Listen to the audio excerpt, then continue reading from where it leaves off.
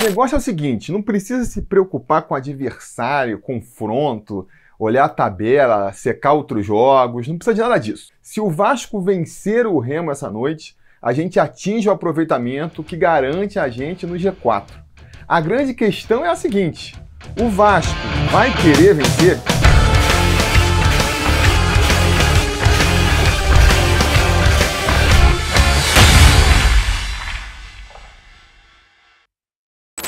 Fala, torcida vascaína, Felipe Tiru de volta na área para falar de jogo do Vascão, porque nessa sexta-feira, às 9h30 da noite, com transmissão pelo Sport TV e pelo Premier FC, o Vasco vai até Belém enfrentar o Remo pela 18ª rodada do Campeonato Brasileiro da Série B.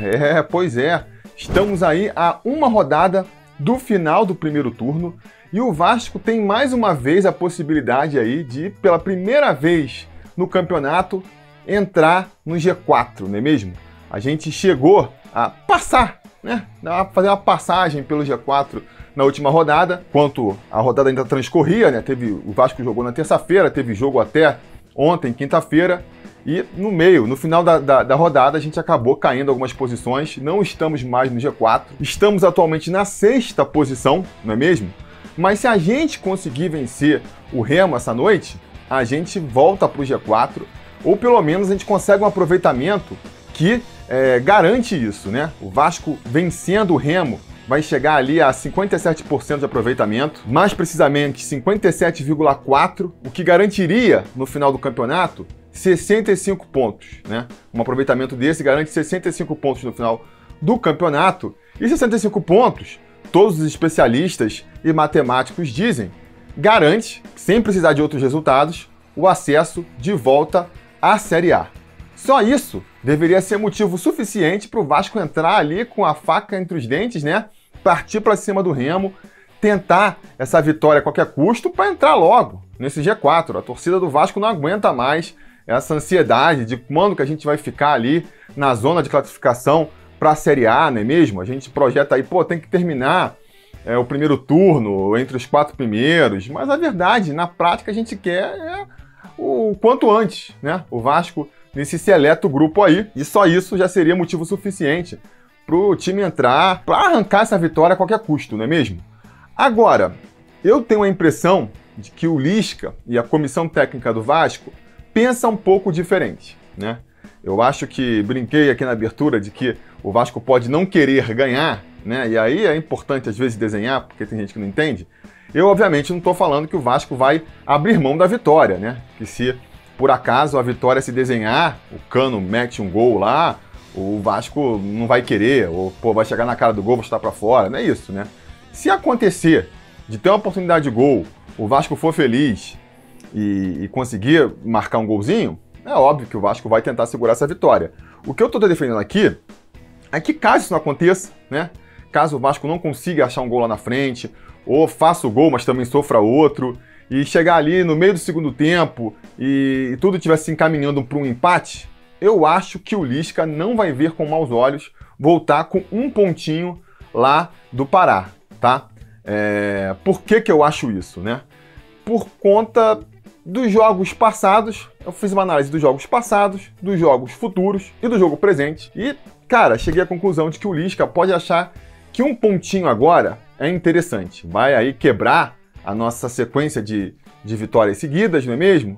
Vai impedir a gente de chegar no G4, que não comentei. Uma vitória hoje dá um aproveitamento de 65 pontos. Caso a gente só empate, o aproveitamento projeta no final do campeonato 61 pontos. 61 pontos não classifica ninguém para a Série A. Então, dificilmente, com empate, a gente entraria no G4 agora. Mas, que nem eu falei, se você pensar um pouco mais a longo prazo, talvez seja interessante, né? E eu acredito que o Lisca tá com esse tipo de pensamento. Insisto, por que eu digo isso? Analisando os jogos passados, projetando os jogos futuros e o jogo presente. O que eu quero dizer? Com os jogos passados. Se a gente for analisar aí a trajetória do Lisca no Vasco até aqui, a gente pode ver, é até curioso, né? O mesmo arco que aconteceu com o Marcelo Cabo, aconteceu com o Lisca. Só que com o Cabo demorou 3 meses para acontecer e com o Lisca levou 3 jogos. Chega muito animado, percebe que a realidade é um pouco mais dura do que se imaginava e aí assume um futebol mais pragmático, né? A gente viu isso com o Marcelo Cabo, entrou com um discurso muito modernizador, né? Super ousado nas propostas, vamos jogar o jogo apoiado, posicional, marcação alta, todas essas histórias que a gente conhece. Começou no estadual parecendo até que ia ter sucesso com isso. A coisa foi desandando no meio do caminho, né? Começa a Série B tentando ainda esse estilo de jogo, não funciona, e aí acaba tendo que assumir ali um estilo de jogo mais simples, mais cauteloso, né? Passou a jogar mais no erro do adversário, ganha mais quem erra menos, e o resultado veio. Os resultados do Vasco melhoraram na fase final do Marcelo Cabo. Mas ele já estava tão desgastado que acabou caindo mesmo assim. Aí vem o Lisca e o processo se repetiu. Que nem eu já falei, só que foi muito mais curto, né?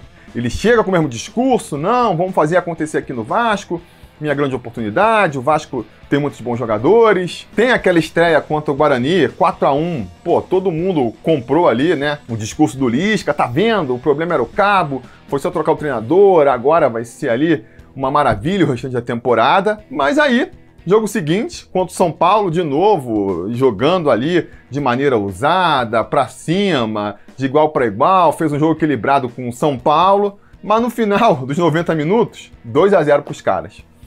Ali, parte da torcida já ficou meio, pô, peraí, como assim, né? Mas não, outra parte ainda... Cara, calma, São Paulo, tá na Série A, tá disputando Libertadores, né? Orçamento muito maior que o nosso, não dá pra comparar, não dá pra querer que o Vasco também se imponha, deu azar.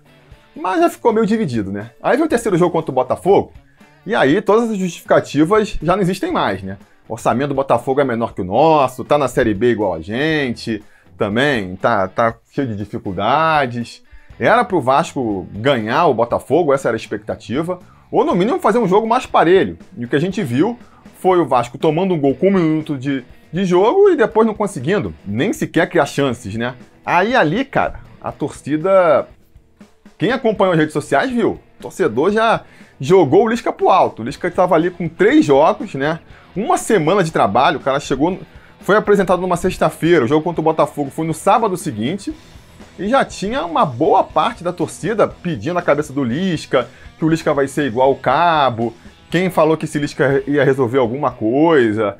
E eu vi muitas mensagens assim pelas redes sociais, e eu arrisco dizer que o Lisca deve ter visto também, porque o discurso dele mudou depois daquele jogo. Você pode ver que o discurso dele mudou, né? O Lisca é um treinador que fala pra caramba, né? É aquele tipo de cara que a gente encontra no elevador, a gente sauda com, e aí, tá tudo bem? E o cara começa a falar da sogra que tá com bico de papagaio, do cachorro que teve que levar no veterinário, vai contando a vida toda dele, né? E que eu acho legal, acho bacana, porque a resenha dele é boa, ele é um cara engraçado, né? E também quando você fala muito, você vai meio que entregando seus pensamentos, né? Dá pra entender bem o que o cara tá pensando. E dá pra ver que depois daquele jogo contra o Botafogo, o discurso dele já mudou. Ele chegou a falar, desse jeito, não só aqueles... jogada pra galera, desse jeito a gente não sobe e tudo mais. Como ele deu a entender de que ele ia precisar ser menos ousado nesse primeiro momento, ia precisar jogar um futebol mais simples, né, um pouco mais pragmático para conseguir os resultados. A gente já viu, desde aquele jogo até então, ele várias vezes comentando, né, que jogar no Vasco, comandar o Vasco é uma grande oportunidade na carreira dele e que ele tem medo de jogar essa oportunidade fora porque os resultados não vêm. Porque ele já sentiu ali depois daquele jogo contra o Botafogo que, cara, time grande, numa fase ruim há muito tempo, a pressão é muito grande. Se você não tiver resultado, não vai ter diretoria que te segure, acreditando num projeto a longo prazo, entendeu? Então, às vezes, é melhor você segurar um pouco, né? Porque se o Lisca consegue botar ali a ideia dele de futebol, consegue fazer funcionar a ideia dele de futebol, a longo prazo, a gente vai ver um time do Vasco jogando melhor.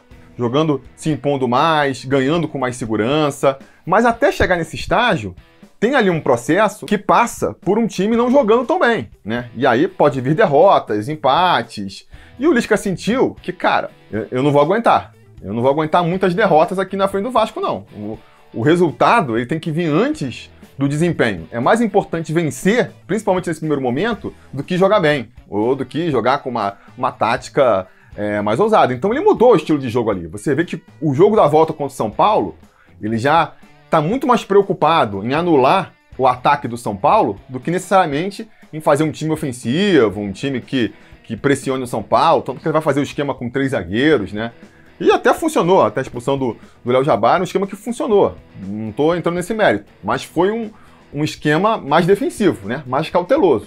Depois vai jogar contra o Vitória e, de novo, vai achar o golzinho lá no começo da partida e a partir dali vai se fechar lá atrás e vai ficar torcendo pro tempo passar só para conseguir a vitória. Não tentou ampliar a vantagem, se impor em cima do Vitória, nada disso. Deu a bola pro Vitória e vamos se segurar aqui. Esse foi o pensamento. Aí a gente pode alegar, o Vitória, um adversário tradicional, a gente jogando fora de casa, tem aí um histórico terrível lá no Barradão, o campo completamente encharcado, né? Vários argumentos ali para justificar aquele futebol do Vasco, né? Beleza. Só que aí veio o jogo seguinte contra o Vila Nova e não tinha nada disso. Vasco jogando em casa, contra um adversário tradicionalmente mais fraco do que o Vitória, campo sequinho, né? Tá meio castigado ali São Januário, mas é o campo que o Vasco joga, que o Vasco treina muitas vezes. Então, assim, conhece o campo. E a gente viu o mesmo roteiro de novo, né? O Vasco até tentou se impor um pouco mais até achar o gol. Achou o gol, entregou a bola pro Vila Nova e vamos ficar aqui atrás esperando o tempo passar, né? Não quis se arriscar num segundo gol, tentar se impor, nada disso. Nada disso. E se teve essa postura contra o Vila Nova, jogando em casa, né? Vai mudar a postura agora contra o Remo, um adversário que está melhor colocado na tabela, está ali uma posiçãozinha acima do Vila Nova, né? 13º lugar, com 20 pontos. É um time que vem oscilando muito no campeonato também, né? Ele está só uma posição acima do Vila Nova, mas ele vem aí de uma boa crescente. O Remo, no começo do campeonato, estava lá na zona de rebaixamento. Depois ele deu uma boa melhorada no desempenho, subiu, chegou ali a ficar em 11º, se não me engano. Agora parece que já está caindo de novo, né? Então, de repente, a gente pode aproveitar isso aí. Se você pega aí os últimos 5 jogos dele, a gente vê isso. Nos últimos 5 jogos, venceu 2 vezes, empatou 1 e perdeu 2. 7 pontos em 15 disputados aí, vem de um empate e uma derrota. Mas enfim, joga fora de casa, né? A gente sabe que vem num momento melhor do que o Vila Nova, o Vasco vem muito desfalcado também. E você projetar para o futuro, né? Aí eu falei do passado, os jogos que a gente viu, a postura do time até aqui, vamos falar agora do futuro. O Lisca, se ele olha para a tabela, e projeta um pouco mais para o futuro, ele fala, cara, de repente eu posso garantir um empate aqui, porque eu tenho outros jogos onde a vitória é mais tranquila, né? Insisto, a gente fica querendo o Vasco entrando no G4 já nessa rodada, no final do primeiro turno, mas se você projeta um pouco mais além, né? O Lisca também já falou, o importante é estar entre os 4 lá na 38ª rodada, não agora na 18ª, nem na 19ª. Ele deve já estar sinalizando isso, né? Ele olha para a tabela e fala, a gente vai pegar o Remo agora. Fora de casa, um time que está em 13º, que vem de uma fase boa, beleza, né? Depois, na rodada seguinte, a gente volta a jogar em São Januário e vai jogar contra o Londrina, penúltimo colocado, vice-lanterna do campeonato. Jogo para vencer, né? Jogo para vencer. Aí sai para enfrentar o Operário, aí é um jogo mais difícil, o Operário tá ali na 8ª colocação, ganhou do Botafogo agora, é um time mais complicado, talvez seja um jogo para empatar de novo, porque depois tem 2 jogos em casa contra a Ponte Preta, que é a 16ª colocada, tá ali, né, na boca da zona de rebaixamento, e contra o Brasil de Pelotas, que é o lanterna do campeonato. Então, se a gente pega assim, vamos projetar os próximos 5 jogos. 3 jogos em casa, 2 contra times que estão na zona de rebaixamento e 1 contra um time que está ali na boca, né? São 3 jogos para você vencer. E aí você vence esses 3 jogos e empata com o Remo, empata com o Operário, cara, você vai estar lá em cima, com certeza. A gente atinge um aproveitamento ali no campeonato de 59%. 59% garante, com uma certa folga, né, o acesso à Série A. Então, com certeza, o Lisca, né, tá pensando um pouco mais a médio prazo e projetando também esses jogos do início do segundo turno, né? E aí, insisto, é claro, se o jogo se desenhar por uma vitória hoje contra o Remo, melhor, né? Claro que ele não vai abrir mão da vitória. Mas, cara, insisto que o empate vai ser visto com bons olhos, até por causa do terceiro elemento. Falei do passado, os jogos até aqui que mostram essa preocupação do Lisca. Falei do futuro, né? A tabela mais próxima do Vasco, que também se desenha com jogos mais fáceis. E agora eu falo do presente, que são os desfalques do Vasco para essa partida de agora, que dificultam ainda mais essa missão do Vasco. São 7 desfalques para essa partida, não é mesmo? Alguns mais sentidos, outros não, mas de qualquer maneira, vão tirar muito da experiência do time, né? A gente vai com um time muito jovem e que a gente sabe, né? Essa molecada do Vasco aí é talentosa, mas também oscila pra caramba, dá umas garoteadas, né? Como é normal da juventude, e isso pode comprometer. O que a gente tá falando aqui? Vamos falar quais são os desfalques, então.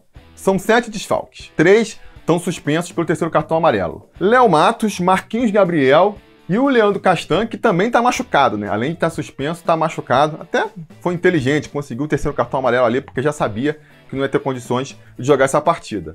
Tem o Morato, que tá afastado lá por causa do protocolo da Covid. E tem 3 jogadores no departamento médico. O Daniel Amorim, o Bruno Gomes e também o Michel, né? A gente até se esquece dele, mas ele tá lá. Enfim, são 7 desfalques. O Michel, ninguém mais conta com ele, muita gente até acha que é até melhor tá no departamento médico mesmo, beleza. O Daniel Amorim, apesar de ser um reserva, é um jogador que pode ser interessante, dependendo ali de como estiver encaminhando a partida, e a gente não vai poder contar com ele, né? Muita gente aí, muitos de vocês, até defendem que o Daniel Amorim poderia ser titular ao lado do Cano. Muita gente deixou essa opinião no comentário do Sobre Vasco de ontem. O Bruno Gomes também é um jogador que vinha num bom momento, né? Se redescobriu ali com o Lisca, vinha conseguindo ali o elogio de muita gente, pô, se machucou. Então é menos uma opção que o Vasco tem, por mais que o Rômulo tenha até feito boas atuações aí nas últimas partidas. E depois a gente perde ali o Morato, o Marquinhos Gabriel, o Castan e o Léo Matos, que, cara, são ali 4 dos jogadores mais experientes do Vasco. O Vasco já tem muita molecada no elenco, né? E você perde, de repente, 4 dos jogadores mais experientes, isso vai dar uma inexperiência muito grande para esse time. Para jogar fora de casa, jogo de Série B, que é muito catimbada, a gente sabe lá como é que vai estar a cabeça do juiz no dia. E isso realmente é um fator de instabilidade que pode prejudicar o Vasco nessa partida, né? É verdade que temos reforços também, né? A gente tem, o principal deles é a volta do Germancano, faz muita diferença nesse time do Vasco, né?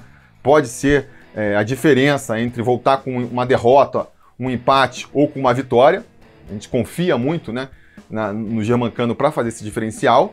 A volta providencial do Ricardo Graça também, voltando aí das Olimpíadas. É um garoto que eu acho que tem muito potencial.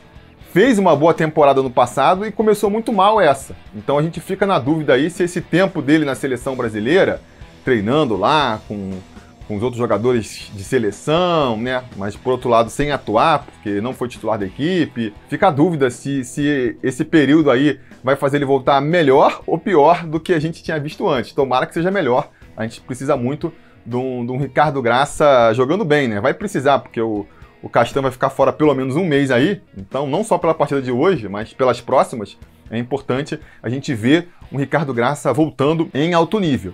E tem também o Riquelme, que pode ser uma opção interessante aí, né?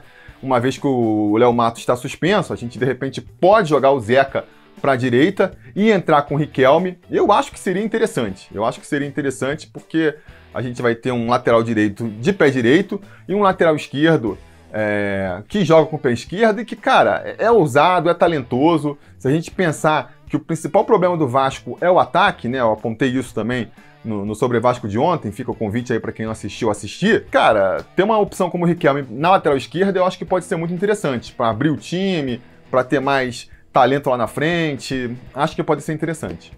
Não sei se vai ser a opção do Lisca, né? Não sei se vai ser a opção do Lisca. Acho até que não. Vamos falar então qual que deve ser o time aí para essa partida de hoje. No gol, o Vanderlei, que bom que pelo menos a gente tem o Vanderlei, tá trazendo muita experiência e muita segurança pro gol. Eu acho que na lateral direita a gente deve ir com o Caio Tenório, que vem tendo oportunidades no time do Vasco aí, vai entrando mais lá na frente, meio fora de posição, não dá nem muito para entender qual que é a ideia do Lisca botando o Caio Tenório, mas o fato é que o fato dele estar entrando mostra que o Lisca gosta do jogador, né? E aí, de repente, a gente tem um desfalque do Léo Matos, eu acho que faz sentido ele acabar apostando pelo Caio Tenório ali pela direita. Na zaga, a gente deve ter o Miranda, tem feito boas partidas, principalmente na hora da saída para o jogo, que eu acho que é o mais importante, deve ser mantido como titular pela direita. E o Ricardo Graça volta na esquerda, que nem eu já comentei. Fica a dúvida aí, né? Tomara que ele volte jogando em alto nível das Olimpíadas. Porque se voltar que nem estava jogando antes, vai ser um problema. A gente pode até ver o Hernando pintando esse time aí, até no meio do jogo, de repente, vai saber. E aí, se for de Caio Tenório na direita, vai ser Zeca na esquerda, né? A outra opção, que nem eu comentei, seria o Zeca na direita e o Riquelme na esquerda. Até gostaria mais, No meio, Rômulo vai ter mais uma sequência, né? O Rômulo é um jogador que eu ainda coloco esperanças de que possa ser um diferencial nesse time. Ele tem características que os nossos outros volantes não têm, né? Um jogador de mais pegada, mais experiência, mais alto, ajuda na bola defensiva aérea. Então vai ser muito bom pra gente se o Rômulo conseguir recuperar seu futebol.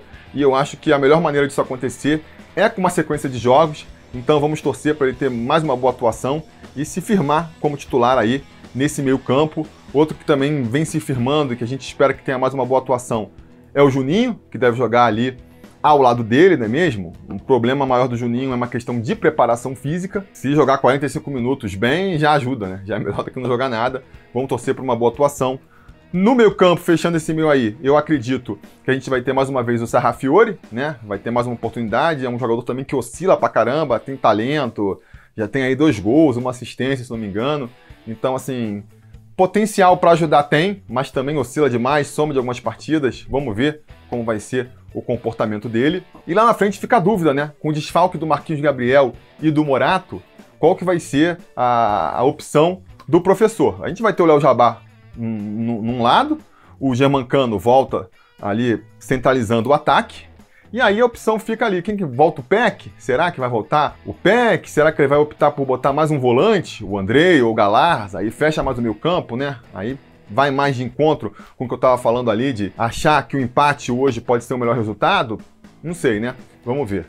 Fato é que eu acho que a postura vai ser essa mais cautelosa. Um elemento aqui que eu esqueci de comentar sobre o futuro é que o Lisca também já comentou isso em coletivas, né? Ele projeta que daqui a um tempo o Vasco vai ter mais tempo para treinamento. Então, assim, não é que ele está resolvendo jogar cauteloso, mais retranqueiro, jogando ali por uma vitória mínima.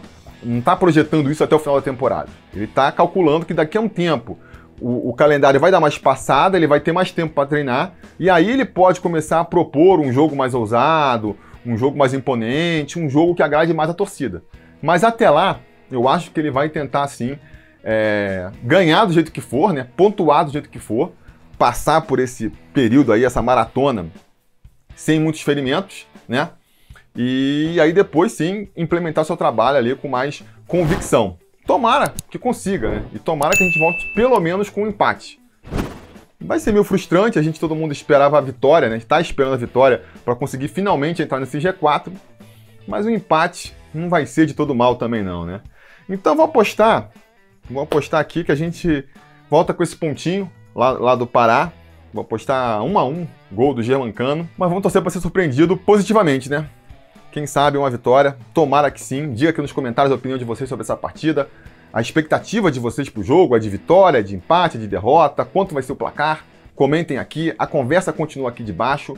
Mais tarde, lá às 8h45, a gente volta no nosso outro canal, Atenção Vascaínos, com o pré-jogo dessa partida. Depois a gente volta no pós-jogo. Eu vou estar participando hoje, conto com a presença de vocês, né? E até lá a gente vai falando.